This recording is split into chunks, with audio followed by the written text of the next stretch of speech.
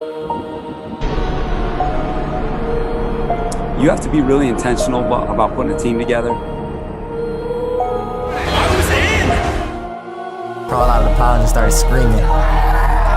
How good is Joey Bosa? Herbert, rolling, looking, throwing, end zone, touchdown! It's intercepted. Derwin James.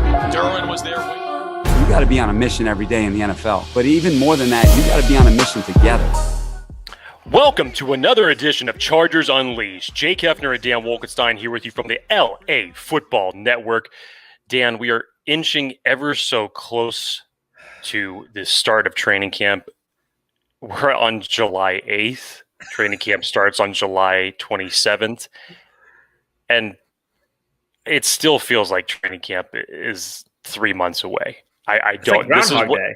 This is what I've been talking about. This is why I hate this time of the season. This truly is the purgatory where the days just feel like weeks. And it's just amazing. It's literally, 2.5 weeks, 3 weeks at most until training camp starts? So close. And I feel like there's so much stuff in between that period of time until we get there. I hate this part of the season. Yeah, it feels like it's going so slow. It feels kind of like Groundhog Day. It feels just like you wake up and you're like, Chargers still aren't on, so I guess I'll just scroll through Twitter a bit, go to work, maybe eat some dinner. You know what really is kind of annoying to me? Like when I'll wake up, especially just like on a Saturday, and I'll want to put on like NFL Network just even to watch a talk show, whether it's Good Morning Football with a different crew or even NFL Total Access. And the thing that will piss me off the most is when they are playing replays of last year's games. Yep. Because it just reminds me it's still not back yet. This is what we have to sit through. What's worse than that is when you're at the gym and then the screen that you chose on the elliptical machine is the one that happened to have been frozen on like one frame from the Packers someone else game last year. And literally all you have is a freeze frame of like, I don't know, Rodgers' backside for 30 minutes while you're doing elliptical. So not only are you not watching live football, you're watching a filmed like rerun that has been frozen and has not been fixed. So instead of having to hear about everybody talk about Aaron Rodgers for the past 4 months, now you just look at a screenshot of Aaron Rodgers for 30 minutes. One day I did, and I was not happy. But I was in too deep. I'd already started. I was done. Nice plug, by the way, to basically explain that you saw that in a gym and to say that you are back to going to the gym again. Very nice. Boy, do I need Nicely this. done. Yes, I'm trying to catch up to you, my friend. You are swole beyond belief, and I'm trying to get on that Hefner train. It's not a good train to get into, dude. Maybe not after your vacation. You may have gained a few pounds while on that. How was that? Oh, it was fantastic. Vegas was awesome. 3 days of just remembering what it was like to be in a normal situation. It was great. Best thing you ate. Before we get into position battles, which we're going to be talking about today, plot twist, we're going to be talking about tight ends, but best food you ate while in Vegas. You know, this may surprise you given just the lavishness of Vegas and where me and my wife were at. But, you know, my wife and I are big time foodies, and especially just for her, she loves just good Mexican food. And normally she's a fiend for taquitos. So we went to what I thought was still tacos and tequila. Now, obviously, this shows you how long it's been since I've been to Vegas. And they replaced it with Diablo's Cantina. So with the bowl? Not with the bowl. No, not with the bowl. But I'm thinking of that like barbecue place. My bad. Go ahead. Yeah, it's all good. So my wife got taquitos for dinner, but these weren't like the run-of-the-mill, type of basic taquitos. I mean, these meat in these things were marinated. They were taken care of. I mean, these did not taste like your regular taquito. So my wife enjoyed that. I enjoyed the Diablo triple layer quesadilla. It was fantastic. Now, on the flip side of that, Dan, if you want to talk about the worst stuff that we ate, that was on the last night when we actually went to Public House, which is basically like a sports bar, so to speak. My wife and I will always love going to Carl Strauss just to share bar appetizers. And man, dude, we got a giant pretzel. We got the pepperoni mozzarella sticks. We got the garlic fries. And then there was, I can't remember one more, but that's basically all we shared. And the giant pretzel, no joke, was literally this big. So that was a carb load night, and that was our last night there, and we went out with a bang. And then coming back home on a plane with that in your stomach, I'm sure that was wonderful. It just made the day that much more excruciating. Yeah. Well, while we are talking about excruciating times, with these, 2 weeks left before training camp starts, what better way to spend some time than talk about some of these position battles? We've already talked about one. And honestly, Jake, I completely forgot who we talked about last. What position? My friend, we talked about the interior defensive line. It was not that long ago. It was not that long ago. I know you've been doing a lot since then, and so have I, but come on now. Okay, so moving on from interior defensive line, we're going to talk all about the tight end position on this episode. And before we get into kind of the position battles, who's on the roster, Jake, I think it's kind of smart that we take a moment and just kind of recap where we are with kind of the tight end position. And, not so long ago, we had a Hunter Henry, who everyone thought was going to be coming back. He was arguably one of the most important free agents that we were trying to get back. He ends up going to New England. A lot of production, lots of storylines there. Hunter Henry's not there anymore. We signed Jared Cook, keep a few other faces. Just on the whole, before we get into like the position battles itself, how are you feeling about the tight end group just this year versus last year going into the season? Tight end last year was just, it was a very odd position. And that's all the way around. It wasn't even isolated with one player. I think that a lot of us felt like there could have been a lot more production out of that position last year, especially with the type of talent that you had on there. I was really thinking that they were going to employ Donald Parham a little bit more. I know we got to see him sparingly, especially toward the end of the season. I really like Steven Anderson for this team. As of right now, I'm really glad that he's still a part of this team. He's a guy who I'm hoping he's going to get a chance somewhere. I know it's going to be tight, especially with the tight end roster that is on this team right now. But I would love any reason to still see him on this roster for 2021. But obviously we'll get to that in a second. But, the tight end group for 2020, it wasn't necessarily overwhelming. I just think that we had a little bit more expectations from it, obviously with Hunter Henry's aspect and the contract that he was looking for, the payday that he was looking for, that we kind of knew was coming. We were hoping for somewhat of a hometown discount. You and I went through the contract breakdown, and we had what the rest of the league was at and where logistically where it made sense for him given the way that the market was. And to his credit, he got his money from a team who was just throwing money as if it was, as if the currency was ending tomorrow. And throwing money and he was a second tight end signed. Yes, he was the second tight end signed by the New England Patriots. So good on Hunter Henry for getting his money. You can damn well be sure that his numbers should be going up in New England, with whether it's Cam Newton, or whether it's Mac Jones that's starting over there. He's going to get his. That's for damn sure. And then the biggest other piece of the turnover puzzle that you had from last year was you had Virgil Green, who was all your reliable as far as a blocking tight end goes. I know he went down last year with that very unfortunate injury when he caught the touchdown in the end zone. Great catch too, man. It was fantastic catch. But other than that, you bring back obviously Donald Parham, which everybody was very excited after the Chargers had signed him. Chicken Parham, baby. You bring him back after the Chargers had initially brought him on from the XFL.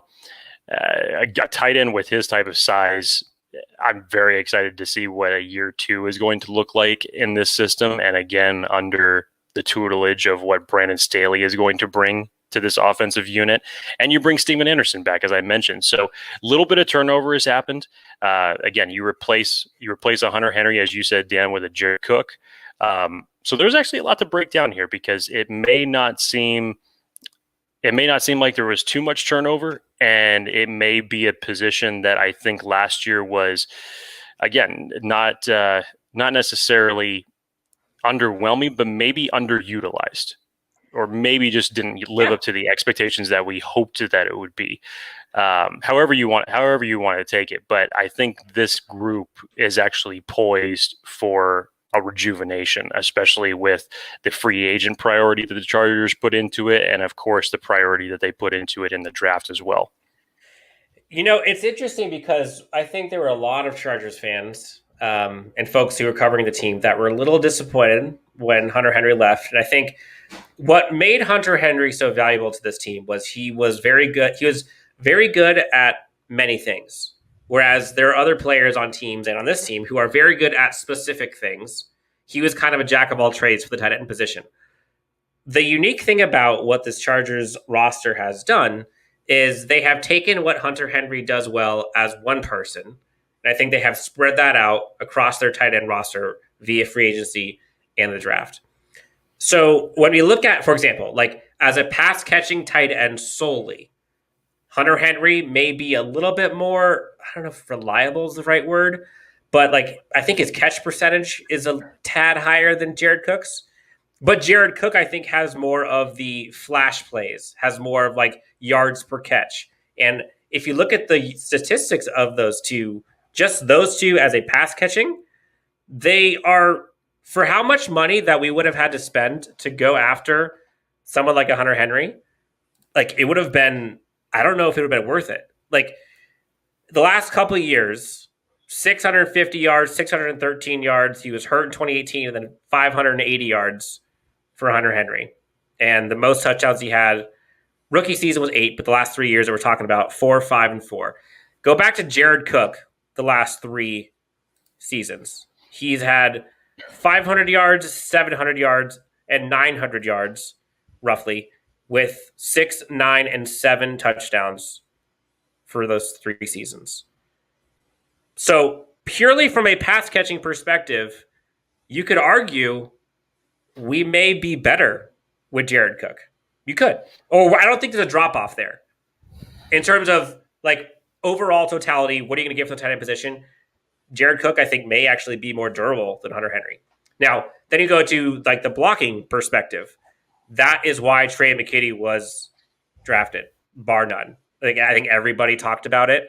A little under the radar for most folks who were scouting, ourselves included, but it's very easy to see why they drafted him. So the reason I'm saying this, when we go through these battles for this position, it's going to be hard to see like which one of these guys misses the cut, because each one of them brings something that in totality, the sum of the parts I think are going to be better than what just a Hunter Henry could bring. Yeah, and I like the way that you put that, because you're almost trying to spell Hunter Henry from the abilities that he brought to the field. Because yes, as far as a pass catcher, and also had the skills to pass block or run block as well. You're trying to spell that, I think, with some of these guys, and to make more of a full tight end group, especially from the receiving aspect. I think they're going to try to round that out with all 3 that I expect to make this roster. But it's a good point that you made, just as far as just the contract aspect goes, because one can make the possible argument that Hunter Henry he definitely had one of his best seasons as in his career. I mean, his best as far as reception goes, he had 60 for 613 yards. His touchdowns tied the lowest that he's ever had with 4. He did that back in 2017 as well. Again, we were all looking at the bright aspects of this because Hunter Henry came on the scene. While his yardage may have been the lowest at 478, he still put 8 touchdowns up on the board, and actually had his highest average per catch at 13.3. And since then, just gradually, those numbers have started to just go down and go down. 2019 was his best year. This was probably his second best year as far as his stats goes. And for him, he did what he needed to do, and he earned his contract. But then you look at it from Jared Cook's perspective. Like I said, remember that Hunter Henry had 60 catches for 613 yards. Well, Jared Cook had 37 receptions and only was behind Hunter Henry by 109 yards. with almost half the catches. And his yards per catch, I think, is 3 yards more per touch. Almost 4 yards better than Hunter Henry was. And he had 7 touchdowns last year. So, I totally get it. The last 3 seasons, he's put up some pretty good numbers for himself, both when the Raiders were in Oakland and obviously during his time in New Orleans. So, I get it. And it's a 1-year deal for Jared Cook. I think for what Brandon Staley has the plan for him in this offense, I definitely think he's going to be utilized a lot the way that he did in New Orleans. Just I'm sure Joe Lombardi is in his ear right now talking about how they were utilizing him and how they're going to deploy him in this offense. And Jared Cook, I mean, if you want to talk about the one biggest disparity, yeah, it's the age factor. But hell, I mean, there were so many weapons on that Saints team last year. And if Michael Thomas hadn't had the up and down rocky season as it was, maybe Jared Cook numbers would have just, who knows what they would have been. You can argue that for sure. Yeah. So I think in lieu of that, the way that the Saints leaned on him, I think you're going to see that definitely in a similar way with the Chargers, especially with, when you look at the weapons that they have right now with Keenan Allen and Mike Williams, obviously projected to start on the outside. Right now, we don't know who the wide receiver 3 is going to be. And a lot of people would probably say, okay, well, the next logical thing that makes sense is you look to Eckler for a check down in the flat for a receiving option. I definitely think that this is going to be your next weapon in Jared Cook. I think that Brandon Staley understands the weapon that he is, the capabilities that he still has, and I think that he's going to deploy him in this offense really, really well. And even if it's for a short term for 1 year, I'm hoping to get big results. I mean, not big. Let me just temper my expectations. Not big results. I'm not talking double-digit touchdowns, but serviceable enough results to where you could see his touchdowns reflect what he's done over the past 3 years. Now we're going to get into the snaps of each of these tight ends playing, but I think what we're going to see in totality this year is, again, and a lot of this is sometimes apples and oranges. I think the offense is going to look, obviously, very different this year than last year under Joe Lombardi versus last year. And I think the tight end position specifically, I think, is going to be a bit more dynamically used than it was last year. So, sure, if we were to have signed Hunter Henry back, could he have been more dynamic this season? Probably. But if we're just comparing what we see this season versus last, I think we're going to see more out of the collective group this year than last year. Now, but Jake, before we get into the position battles, because we're going to get into all 4 of the guys that are on the roster, we can't forget this episode is brought to you by our friends over at Manscaped. You could use the code LAFB20, save 20% and free shipping. We did not practice this, but Jake, you and I both are wearing the exact same shirt today. And I don't know how to feel about that. I guess a little bit embarrassed, maybe. I don't know. Full disclosure, we did start this podcast and our hats were both turned the same way. And we're like, can't do that. We can't do this. This is too weird. No. But yes, if you're looking for any type of grooming needs for, honestly, they call it Manscaped, but I think it could also be Womanscaped because I think it can go both ways.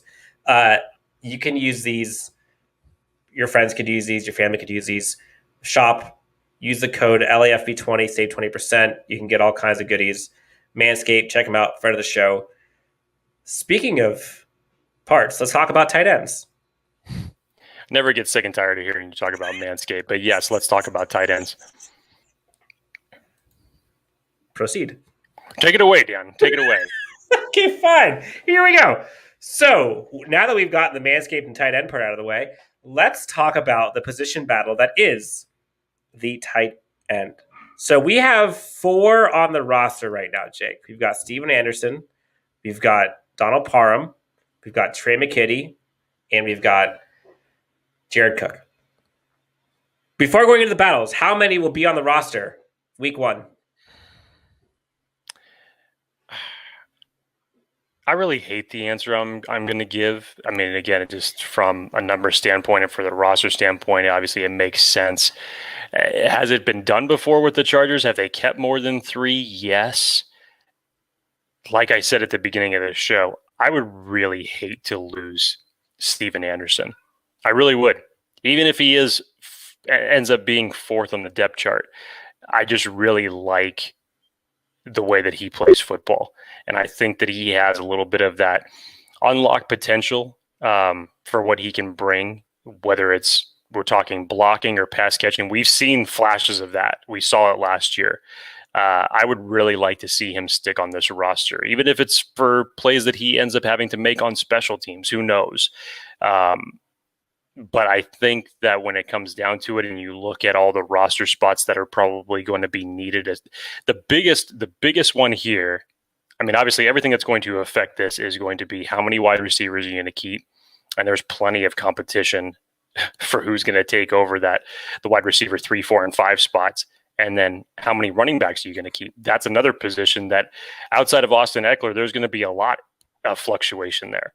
So both of those roster spot or position groups are going to have a direct impact here. So right now, I'm going to say logistically, it makes sense that there's only going to be 3 that make this roster, and that is Jared Cook, Donald Parham, and Tre McKitty. Now, the one thing I will say, and this is going to be the disclaimer, which I think could kind of change the tide, is I think those 3 positions, running back, tight end, wide receiver, I think who's going to make this team when you get kind of towards the bottom of each of those positions is going to be who can play multiple roles. Like, who is going to be that special teams ace? Who is going to be the one that can help on other things than their position? So I think if Steven Anderson is going to make this team, he has to show out on special teams during training camp. I think that's the only ticket in. If he can't do that, I just don't see it. But let's talk about it. So tight end 1, I think both of us agree. Actually, I think we agree. Jared Cook, tight end 1. No, I haven't objected. Yes, it's Jared Cook. Yes. Okay. Well, no, because some people are very high on Donald Parham. Like, hey, I think, and so am I. You and I have both been high on him since when we acquired him last year. But, I think that there is still just a plan that's in place. Again, Jared Cook's only signed to a 1-year deal. Do I think that that's going to keep Donald Parham from progressing and making an impact for this roster? No, I don't. I think that they know what they have with him, and like we've seen thus far from audio clips from Staley and what we've heard from other players just talking about OTAs and practices, he's going to put them in the best position to win. So if that is indeed true and ends up coming to fruition here, which it sounds like it will, then I don't see how you hide a guy that has those type of physical attributes from not being on the field. One of the things that I think is Joe Lombardi, but Brandon Staley said it too. He wants to put playmakers in the position to make plays. One of the things that I think was kind of frustrating, but also kind of obvious, and it was just, I don't know, kind of vanilla. You never really saw Hunter Henry like in a playmaking position. Like, did you see him outside the numbers once? I don't think I ever remember him starting out outside the numbers. Like, I will guarantee you Jared Cook is going to line up outside at some point this season. Donald Parham, I think I can guarantee he's going to line up outside. Put him in goal line, one of them's going to be outside. I think you're going to see a lot more stretch the ball downfield, like seam routes, things like that, corners, posts, things like that. You didn't get that a lot from the tight end position last year. A lot of that was because they were trying to kind of keep things under control for both kind of the offensive line that wasn't really doing well, kind of help protect, also kind of keep things up front, give some assistance if they needed to kind of roll out. But I think this offense is going to look a little bit more, I don't know, lethal might be the word, where you're not just going to see, you're not going to see I don't think you're going to see as many 5-yard stop routes. Like, you're not going to see a tight end go 3 steps, turn around, and just hope that he catches the ball. Like, I think you're going to see more like effort to get them and their playmakers in positions. And I think the 2 that are going to do that, those playmakers in terms of catching, receiving, Donald Parham, Jared Cook. Who do I want catching more? I think the volume I would like to go to Jared Cook. But if I want one of them, if I want a playmaker outside, 30 yards, whatever, I think I'm going Parham. Yeah, and I understand why. I mean, again, Donald Parham, for as much as we saw about his potential and the clips that we saw from him at the XFL when we signed him and getting excited about it, and rightfully so, honestly, he was very underutilized last year. Very underutilized. And I know you had Hunter Henry there, and he definitely got the bulk of the volume. Conversely, Donald Parham got 10 catches for 159 yards, 3 touchdowns on 20 targets. 20 targets, and that's what he did with 20 targets. Imagine what he could do if you doubled that. Imagine what you could do if you tripled that. It's a nice thought to have. So what he did in a very limited, with limited opportunity, he actually performed very admirably on. And we've already read quotes from, as you had mentioned, Dan, from Joe Lombardi. He likes what he's seen thus far from Donald Parham. And I think he even talked about unlocking the potential that he could possibly have just as a tight end. And again, it's for a guy that's 6'8", that moves like that catches 6'8". Like that. Like, give me a break. I mean, you know what it kind of reminded me of? And this is going way back a little bit, and I only compare this just because of similar sizes, only 2 inches shorter. But remember Ladarius Green? Yes. This guy reminds me a lot of Ladarius Green for his physical attributes, how he plays the tight end. He's a very athletic, tall tight end.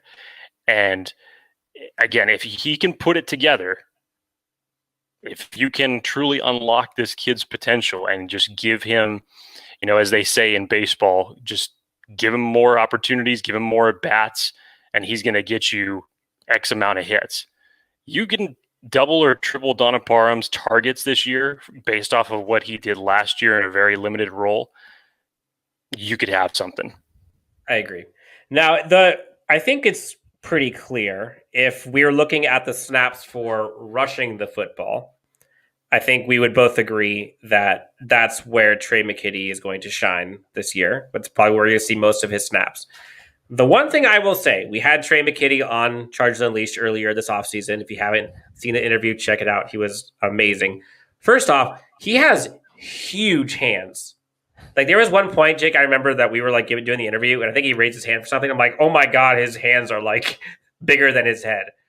So you look at kind of the athleticism that he brings. Like, if you go back and look at the tapes and go back to listen to what the coaching staff was talking about him during mini camps, I think he's kind of a sneaky pick that if there was one tight end who I think has the most upside that can kind of change the narrative a bit for what they're going to go to, I think it's Tre McKitty, because everyone talks about, us included, oh, he's going in there because he's going to be a run blocking tight end. Like, we know that.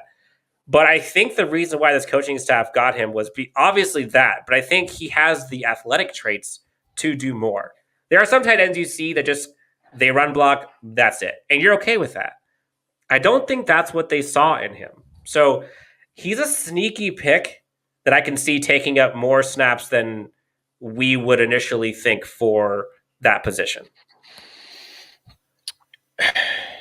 Yeah, I think the word that you used for Tre McKitty, just describing it, as far as like the sneaky pick, I think is the fair word for him, because I know a lot of people weren't necessarily confused about the selection with him in the fourth round when he was taken.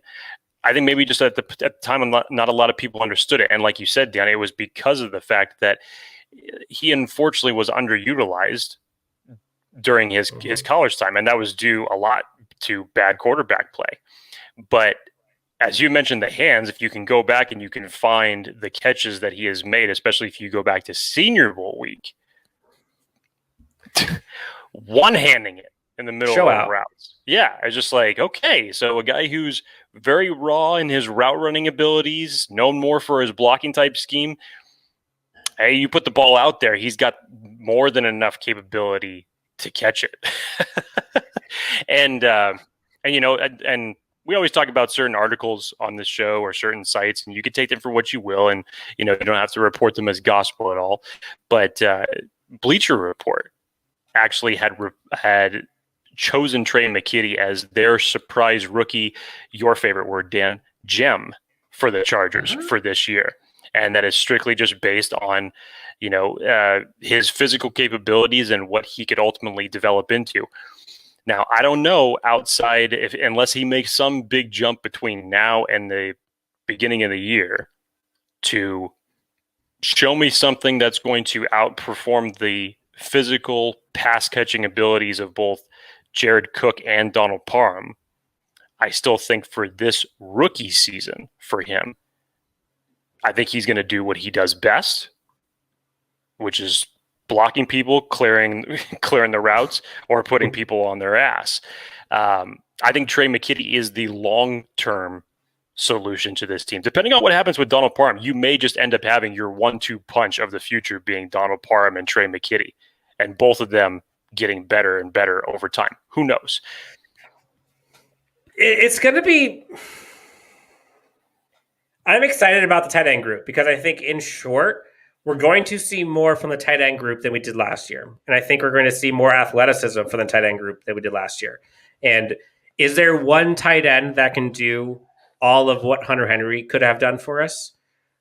I don't know. I don't think so. But I honestly, I truly believe that the ceiling for the tight end group is higher this year than it was if we were to have had Hunter Henry. I think our playmaking ability is higher with the tight end group we have now. Would you agree?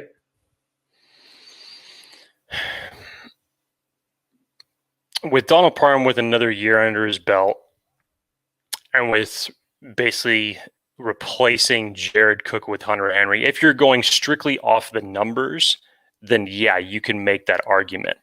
I think the other factor you have to put into it is the coaching scheme is going to be a lot different. I think all position groups, as far as the offense goes, are going to benefit from this new coaching scheme that's coming in here. That's true. And this is not a show in which we are sitting here dogging Hunter Henry as if he was not a good player. He is going to be a good player for New England as well. We liked Hunter Henry. We wanted the Chargers to re-sign him up to a certain price tag. For the money, I think I like the value of our current tight end group at its current price point than what it would have had to have been if we wanted to add Hunter Henry. I think that's kind of where I stand. You have to look at it like this. Dan, you said it perfectly. I'm not knocking Hunter Henry. I'm not saying that he wasn't worth the money, but just think about this. If Hunter Henry is on this roster today for either the contract that we thought that he would be demanding around that, what was it, 12.5 million around, or even what he got from New England, you have to think to yourself right now that Mike Davis is not on this roster. Corey Linsley may not be on this roster, or any other of the big free agent signings that the Chargers ended up doing. I think technically they could lose the others. They technically could have, because they have the cap space for it, and I can already hear the heathens talk about, they could have gotten both. Why do you have to be cheap? That's why I love about free agency, because everybody thinks that anybody can sign anybody, and that the cap doesn't exist. Unfortunately, at some point it does. This isn't the New York Yankees, and it's not baseball. Nope. That there is that. So, and what you know from the GM and how he likes to do his contracts, you should already know that it's not necessarily that he doesn't pay anybody to long-term contracts, because he put that notion to bed last year. Yep. But you just have to take into account in thinking that if you wanted to pay the money that Hunter Henry got from New England right now, most likely you probably weren't going to be able to pay a Mike Davis or a Corey Linsley. You could have, but I don't think it would have been the smart buy. I don't think long-term it would have made sense to me. I think there are free agents next year that are going to have much higher ceilings than what Hunter Henry could give you. And that's not any dog to Hunter Henry. And that takes the conversation even further, because if you wanted to start talking about next year's free agents, okay, who is that impacting you now that you're gonna want to re-sign? and that's going to limit how much cap space that you're going to end up having next year. Thankfully, the cap room is going to go up. Remember, this year was the first year that it went down in a long time. So we were already limited from that standpoint. But one signing can in turn affect 3 others, or what you want to do for next year in terms of how much cap space you have. So I don't see for example, I don't see us getting Keenan Allen as a nice current contract, then getting Hunter Henry for that $12.5 million. And then, you hear all the pipe dreams about Devontae Adams, which probably isn't going to happen. But let's just say that he's a free agent next year and he doesn't get signed by the Packers. Like, we're not doing that if we had Hunter Henry at $12.5 million. Like, that's like 23, that's almost $50 million. That's more than $50 million to the tight end group, or just to 2 receivers and Hunter Henry. That's probably closer to $60 million, which is insane. It's just not going to happen.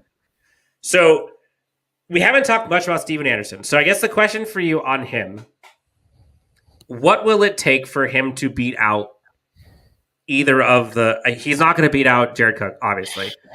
I don't think he's going to beat out Parham. I mean, it sucks because as much as I like Steven Anderson, he kind of seems like the odd man out, and I wish that wasn't the case. Like, I kind of hope that he can show out on special teams because I think he brings something to this roster. But if you had to ask me right now, which of the tight ends in this group of 4 do I think we need the least? As a tight end, I think it has to be Steven Anderson, and that kind of sucks to say. Mm-hmm. Steven Anderson was the guy who stepped in as the team's primary run blocking tight end when Virgil Green went down last year. True. And, he was released for, I can't remember exactly when he was released following the end of last season, but he was only gone for a short period of time because then in late March, they ended up bringing him back. And obviously I can't recall if there was their contract disparity, if they ended up bringing him back for less. I can't remember the particulars on it. But he is just one of those, to me, he's more like an H-back, to where he's one of the guys that just is capable of doing it all. I mean, he has the pass catching and bit capabilities. He's shown more times than one that he's more than capable of being a good run blocking tight end. And unfortunately, what he has in front of him are a draft investment coming into his first rookie year, a veteran free agent presence at tight end who has put up great numbers over the last 3 seasons and is going to be utilized in a high priority fashion, and a second year potential gem, as you like to call him, Dan. Athletic freak. What could be next. So this just sucks because Donald Parham, to me, could be a tight end 2 on any team in the NFL, any team in the NFL. And that's strictly just for his capabilities, whether he would end up being, catching the ball or just being a team's primary run blocker. To me, he could be an easy tight end 2. He should be able to make anybody's roster. Unfortunately, he just has 3 guys that the team not only has invested in, but, can do things just a little bit better than he can right now. And even, talk about durability. He played in all 16 games last year. He had 3 starts, finished the year. He showed some glimpses too. Like some of the flashes he had some pretty good plays along the sidelines last year. Didn't he truck someone? I believe I remember him trucking somebody. Yep. Didn't put anything in the end zone. Had only 106 yards, 13.3 yards per reception. So nothing like historic that's going to blow your mind in 3 starts for the season. But I just think that this guy is the consummate type of versatile player that normally you would see the Chargers holding on to because of their versatility that they would bring to a position. Unfortunately, I just think that there may just be too much of a logjam ahead of him to where he just doesn't make this roster. Again, one can be hopeful if there is a tight end 4 spot that the Chargers do end up having at the end of the preseason. Steven Anderson more than deserves that spot, in my opinion. But you have to measure that now against the rest of the offensive positions, because there's a lot of guys that are gunning for a lot of roster spots, especially on the offensive side of the ball, both at running back and wide receiver. And both of those are going to impact how many tight ends you end up keeping. It's true. It's true. So it's going to be a fun position battle to watch for. And I think the part that's going to make or break it is going to be the impact that it brings to special teams. So look, if you don't see Steven Anderson's name come up during special teams talks, like I don't think that's a good sign for him. So that's the tight end group that we've talked about. We're going to get into some more breakdowns in future episodes.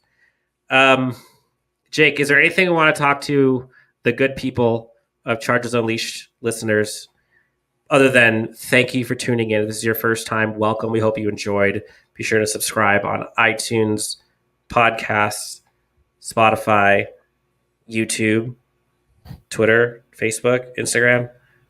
I think that's it. Anything else we want to talk about? I was just going to say, other than everything that you just spouted off, which is great, be patient, hang in there. We're all going through this. What is it? What's the word that I would use? I guess football withdrawals is probably the best way to put it right now. 100%. It sucks. It sucks. It really does. But we've got 3 weeks to training camp, and I think nine Sundays until the regular season starts. That's remaining. Like I said, I have never wanted preseason football back as much as I do this year. Nobody cared about it last year, even though it was a truncated season due to COVID and the pandemic and the fact that they just weren't going to have that due to the unpredictability. Hey, I get all that, but how much do you want to see it now? I'll see anything. Give me anybody in pads. I'm cool with it. For Jake Hefner, myself, Dan Wolkenstein, you can find us on Twitter at Jake T. Hefner, at Chargers Homer, and of course at LAC_Unleashed. Give us a follow, give us a review, and we will see you next time. Hopefully, I'll be a little bit better shape. Jake will have all the carbs gone from his system. We'll have some Brewery X in our systems, and we'll be feeling much better, won't we? Yeah, one can only hope, but no guarantees. That's kind of cut down the Taco Bell intake, huh? Yeah, that's a hard ask. That's not going to happen. We both know that. All right, let's wrap it up. For Jake, myself, for LAFB, thank you so much for watching. We will see you next time on Chargers Unleashed.